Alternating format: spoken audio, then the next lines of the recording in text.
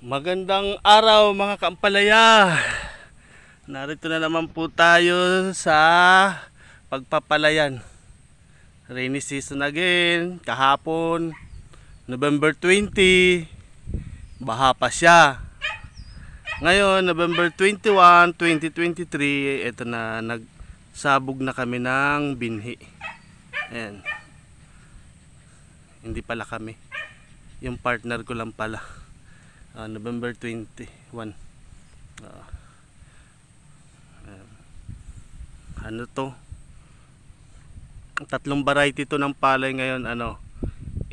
Kimby, hybrid rice at saka Bigante rice plus. Tapos yung isang native nandoon. Tinatawag namin ditong kapula. Or siguro RC18 ay yata yun. Basta kapula. Red rice ba? Red rice. Yun lang mga kaampalaya. Update natin. Tapos pag nagtanim tayo ulit. First day ngayon to na pagkakapunla.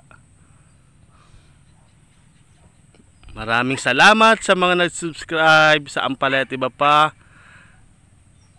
Kaya hindi tayo muna ngayon nagtatanim ng ampalaya dahil medyo maulan pa. Yun lang mga kampalaya. Maraming salamat. Bye bye.